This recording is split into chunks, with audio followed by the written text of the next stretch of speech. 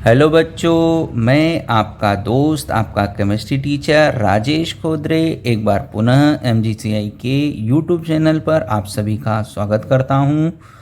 हम इस वीडियो में अल्काइंस की केमिकल प्रॉपर्टी को बहुत ही इजी और सरल तरीके से सीखने जा रहे हैं, क्योंकि अब तक आपके जिस प्रकार से मेरे इन वीडियो पर लाइक शेयर आ रहे हैं, इससे मुझे यकीन हो चुका है कि आपको मेरे द्वारा बनाए गए वीडियो बहुत पसंद आ रहे हैं। आप इनसे चीज़ों को सीख पा रहे हो, तो हमने इसी कड़ी को आगे बढ़ाया है और यहाँ बहुत ही सरल तरीके से एल्काइन के रासायनिक गुणों को आपके लिए तैयार किया है।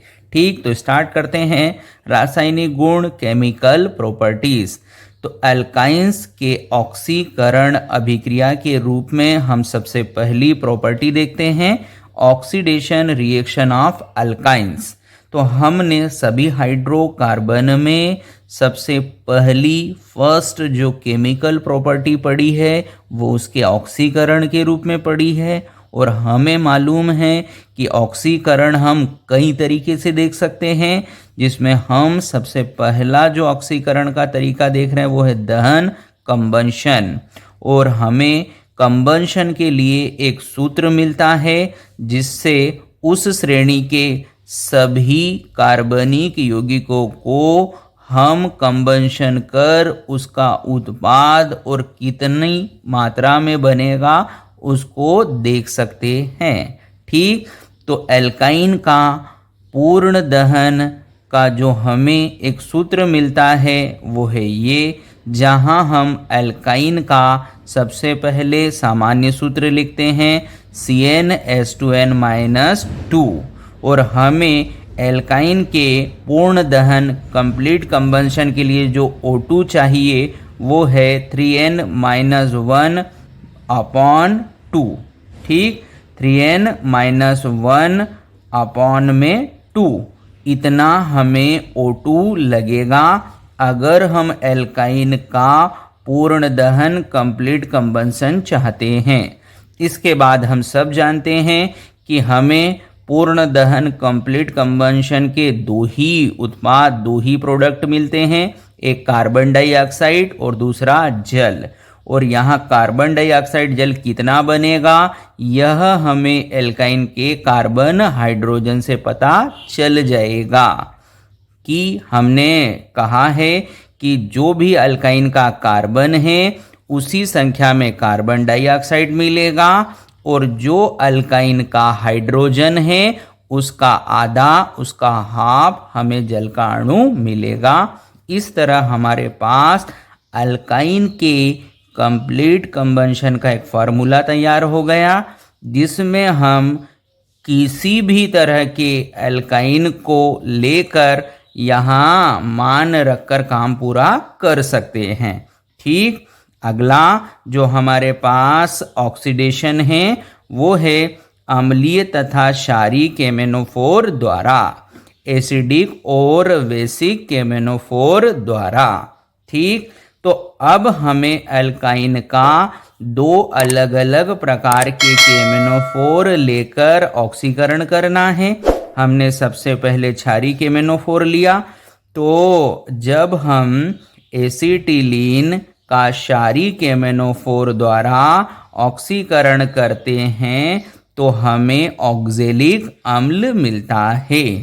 ठीक, किंतु यही एसिटिलीन का ऑक्सीकरण हम जब अम्लीय केमेनोफोर से कराते हैं तो फॉर्मिक अम्ल प्राप्त होता है। ठीक, तो दोनों ही तरह के केमेनोफोर हमें एसिटिलीन पर क्रिया कर अलग अलग प्रकार के अम्ल एसिड देते हैं। ठीक, तो क्षारीय केमेनोफोर से एसिटिलीन का ऑक्जेलिक अम्ल मिलता है और अम्लीय केमेनोफोर से एसिटिलीन का फॉर्मिक अम्ल प्राप्त होता है। ठीक, अगला जो हमारे पास ऑक्सीकरण है वो है ओजोनी अपघटन, ओजोनोलाइसिस, जो कि हमने एल्कीन में भी सीखा है। यहाँ भी हमें उसी तरह से काम करना है। तो यहाँ हमारे पास एल्काइन है जिसकी हम सबसे पहले रिएक्शन ओजोन से करते हैं। ऐसा कर हमें ओजोनाइड मिलता है जो कि विस्फोटक एक्सक्लूसिव प्रॉपर्टी का होता है, जिसकी हम क्रिया जिंक धातु जल से क्रिया कर जल अपघटन कर इस तरह से लास्ट फाइनल प्रोडक्ट बनाते हैं। एल्कीन में हमें एल्डिहाइड कीटोन मिलता था, किंतु अल्काइन का ओजोनी अपघटन कर जो हमारा फाइनल अंतिम प्रोडक्ट बनेगा वो डाइऑल या ग्लाइऑक्सेल बनेगा, ठीक, या डाइओन बनेगा। यहाँ हमें वह एल्डिहाइड कीटोन नहीं मिलेगा जो एल्कीन में बनता है, ठीक। तो हम यहाँ भी होने वाले ओजोनी अपघटन को वैसे ही कर सकते हैं जैसे हमने उसे एल्कीन में सीखा है, अर्थात कैसे। तो हमारे पास अगर कोई भी एसिटिलीन हो जैसे CH त्रिबंध CH, ठीक, CH त्रिबंध CH, हमें ओजोनी अपघटन करने के लिए यहाँ से इन त्रिबंध में से द्विबंध को तोड़ना है, ठीक। हमें ध्यान रखना है कि त्रिबंध में से केवल हमको 2 बंधों को तोड़ना है। ऐसा कर उन दोनों त्रिबंधित कार्बन पर डबल बॉन्ड ऑक्सीजन जोड़ना है और यही हमारा इस रिएक्शन का अंतिम लास्ट प्रोडक्ट होगा, ठीक। ऐसे कोई भी अल्काइन दिया जाएगा, हमें उस अल्काइन के त्रिबंधित कार्बन पर पहुंचना है, उस त्रिबंधित कार्बन का डबल बंध अर्थात 2 बंधों को तोड़ना है और उन दोनों कार्बन पर डबल बॉन्ड ऑक्सीजन जोड़कर हमें हमारी रिएक्शन का प्रोडक्ट बनाना है, ठीक। तो इस तरह हमने एल्काइंस के ऑक्सीकरण को समझा। आगे चलते हैं। अब है हमारे पास एल्काइन की अगली केमिकल प्रॉपर्टी जो कि है योगात्मक अभिक्रिया, एडिशन रिएक्शन। एडिशन रिएक्शन में हम सब जानते हैं कि पाई बॉन्ड को ब्रेक कर 2 नए सिग्मा बॉन्ड को क्रिएट किया जाता है, अर्थात एक पाई बंध टूटता है, 2 नए सिग्मा बंध मिलते हैं, ठीक। तो हम यहाँ जो सबसे पहला योगात्मक अभिक्रिया पढ़ेंगे वह होगा हाइड्रोजन का योग, एडिशन ऑफ हाइड्रोजन, ठीक। तो अल्काइनों पर हाइड्रोजन का योग निकल PTPD के साथ 200 से 300 डिग्री सेल्सियस ताप पर कराया जाता है। ऐसा कर हमें एल्काइन से एल्केन प्राप्त होता है, ठीक।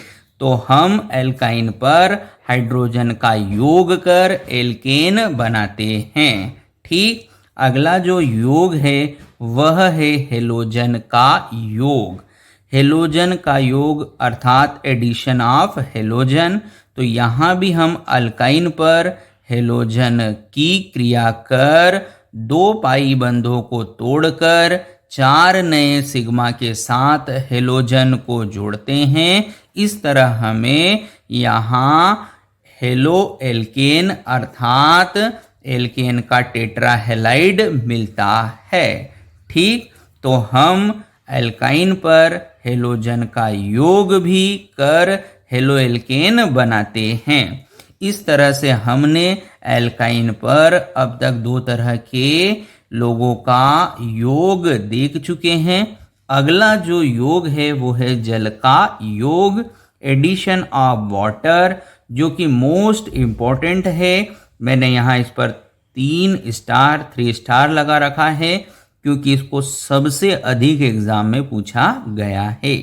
तो हम एल्काइन पर जल योग कर क्या क्या बना सकते हैं उसको सीखना है और ये जल योग कैसे होता है इसको भी समझना है, ठीक।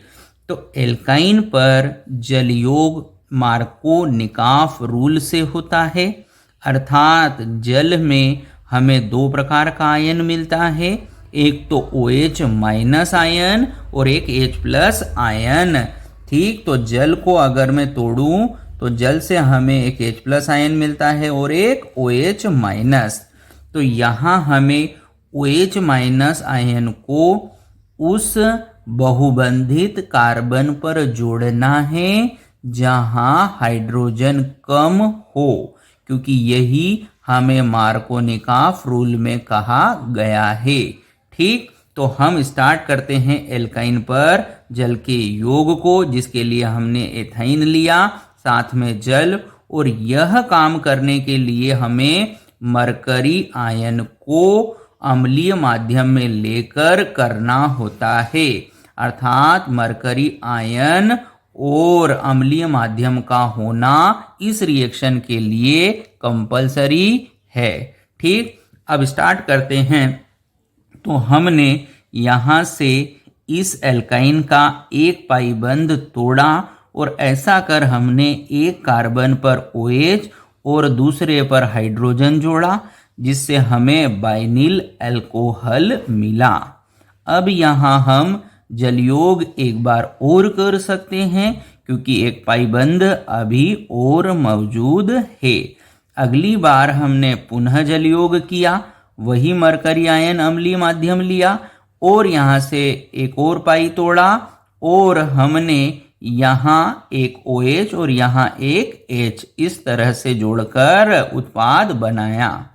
किंतु एक बात और हमें यहाँ ध्यान रखना है कि जब भी किसी कार्बन पर 2 OH समूह आ जाए, एक कार्बन पर 2 OH समूह आ जाए, मतलब वह सबसे अस्थायी अनस्टेबल फॉर्म होता है। ऐसे यौगिक द्वारा यहाँ से एक जल का अणु निकालकर अपना स्थायी उत्पाद बनाया जाता है। ठीक, तो यहाँ से हमें एक जल का अणु निकालकर जो हमारा स्थायी उत्पाद है वह मिला, अर्थात एल्डिहाइड मिला। तो जब हम एसिटिलीन का जलयोग करते हैं तो हमारा उत्पाद एल्डिहाइड बनता है। ठीक, अगर हम इस काम को डायरेक्ट यहीं से करना सीख लें तो हमारे पास 2 चीज़ें होगी। एक तो हमें इस अभिक्रिया का जो उत्पाद मिलेगा वो हर बार सही मिलेगा और साथ ही हमारा समय भी बचेगा। कैसे, आइए समझें। तो कोई भी हमें एल्काइन दिया जाए जिस पर हम जलयोग चाहते हैं, जैसे मान लो प्रोपाइन है। क्या है? प्रोपाइन। अब हमने कहा कि ये प्रोपाइन एक असममित एल्काइन है, इस पर हम जल का योग मार्कोनिकॉफ से करते हैं। कैसे करें उसको समझें। तो हम सबसे पहले यहाँ एक पाई बंध को तोड़ेंगे, ये जो हमारा पाई बंध है इसको तोड़ेंगे और यहाँ पर OH और यहाँ पर H। ठीक, हमें मालूम है कि हम 2 पाई को तोड़कर जल का योग करते हैं। अगली बार हम एक और पाई तोड़ेंगे, यहाँ हम OH और यहाँ हम H। ठीक, तो हमें जो भी अल्काइन दिया जाए उसके दोनों पाई बंध को तोड़कर एक कार्बन पर 2 OH और एक कार्बन पर 2 H लगाना है। ठीक, अब हमें मालूम है कि एक कार्बन पर 2 OH का आना बहुत अस्थायी होता है, तो हम ऐसे कार्बन से OH H लेकर जल का अणु निकालेंगे। क्या निकालेंगे? जल का अणु, और उस कार्बन से जुड़े ऑक्सीजन को द्विबंध से जोड़कर हमारा अंतिम उत्पाद पहचान लेंगे। ठीक, तो इस तरह हमें कोई भी अल्काइन दिया जाए, हमें उसके दोनों पाई बंध को तोड़कर वहाँ 2 OH एक कार्बन पर, 2 हाइड्रोजन एक कार्बन पर लगाना है और जिस कार्बन पर 2 OH लगे हैं वहाँ से जल का अणु निकालकर उस कार्बन से लगे ऑक्सीजन को डबल बंध से जोड़कर हमारा एल्डिहाइड कीटोन प्राप्त करना है। ठीक, एक और बात जान लीजिए कि यहाँ एथाइन एकमात्र एल्काइन है जिसके जलयोग पर एल्डिहाइड बनता है। इसके अतिरिक्त अन्य अल्काइन अपने जलयोग से कीटोन देते हैं, वो भी उतने कार्बन का जितने कार्बन का एल्काइन हो। ठीक, तो ये बात भी हमें हमारे उत्पाद के लिए मदद करेगा। ठीक, आगे बढ़ते हैं। अगला जो है वो है अल्काइन की बहुलीकरण अभिक्रिया, पॉलीमराइजेशन रिएक्शन ऑफ एल्काइंस। तो बहुलीकरण हम सब जानते हैं, जिसमें हम कम अणुभार वाले छोटे सदस्यों को लेकर आपस में जोड़कर अधिक भार वाला बड़ा अणु निर्मित करते हैं। इस काम को हम बहुलीकरण कहते हैं। ठीक, तो हमने यहाँ एसिटिलीन के 3 अणुओं को लिया। जब इसे हम गर्म लोहे की नली से गुजारते हैं तो यह अपना बहुलीकरण कर अर्थात अपने पाई बंध को तोड़कर इन सब अणुओं को जोड़कर हमें कुछ इस तरह का चक्रीय यौगिक देता है जो कि बेंजीन है। ठीक, तो हम एसिटिलीन के बहुलीकरण कर बेंजीन को प्राप्त करते हैं और इस तरह हमें यहाँ एक एलिफेटिक यौगिक से एक एरोमेटिक यौगिक की प्राप्ति होती है। ठीक, तो हमें एल्काइन के बहुलीकरण पर बेंजीन मिलता है। ठीक, इसी तरह हम प्रोपाइन लेते हैं। प्रोपाइन को जब हम गर्म लोहे की नली से गुजारते हैं तो वहाँ भी पाई बंधों को तोड़कर इन सब अणुओं को जोड़कर एक एरोमेटिक यौगिक बनाया जाता है जिसका नाम है मेसिटिलीन। तो यहाँ से भी हमें एक एरोमेटिक यौगिक की प्राप्ति होती है। तो कहने का तात्पर्य है कि एल्काइन के निम्न भार वाले सदस्यों का बहुलीकरण कर हम एरोमेटिक यौगिकों की प्राप्ति करते हैं। इस तरह से हमें यहाँ कुछ एल्काइन की केमिकल रिएक्शन बताई गई है जिसको हमें घर पर और प्रैक्टिस कर अच्छे से सीखना है। धन्यवाद।